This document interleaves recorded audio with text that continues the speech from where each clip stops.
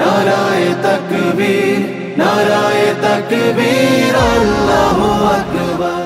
প্রিয় ভাই সব, আমাদের আদর্শ আল্লাহর রসুল যে আন্দোলন শুরু করেছিলেন, এই আন্দোলন সশস্ত্র ছিল না। সাহাবীদের বারে রসুলের বারে যথেষ্ট অত্যাচার জুলুম হয়েছে। অনেক সময় সাহাবা কেরামরা প্রতিরোধের জন্য রসুলের কাছে আবেদন জানাইছে।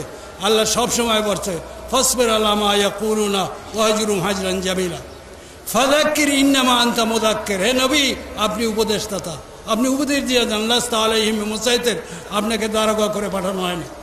ফাসবির কামা সাবারা উলুল আজমি মিনার রাসূল।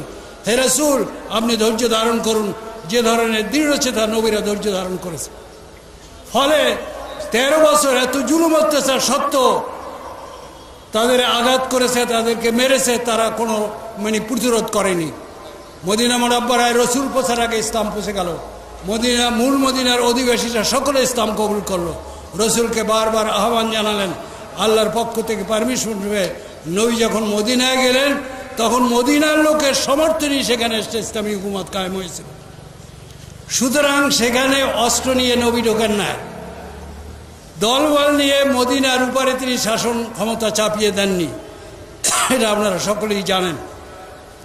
আমি বিশেষ করে মাওলানা মওদুদী রহমাতুল্লাহ আলাইহ, যিনি উপমহাদের ইসলামী আন্দোলনের প্রতিষ্ঠাতা, তিনি শুরার বৈঠকে এক পর্যায়ে আমাদেরকে বললেন, আপনারা সশস্ত্র আন্দোলন থেকে এবং আইন অমান্য আন্দোলন থেকে সব সময় দূরে অবস্থান করবেন।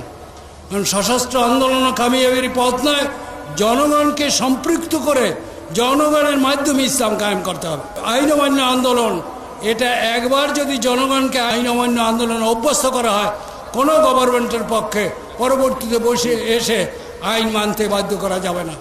সুতরাং আমি আপনাদেরকে আবেদন জানাচ্ছি যে আপনারা মেহরবানি করে আমাদের ইসলামী আন্দোলন প্রতিষ্ঠাতা মাওলানা মওদুদীর এই কথাগুলি মনে রেখে জনগণকে ইসলামী আন্দোলনের সাথে সম্পৃক্ত করেন এবং আশা করি ওলামায়ে কেরাম ঐক্যবদ্ধ ভূমিকা পালন করে ইসলামী শক্তিকে ক্ষমতায় আনবেন।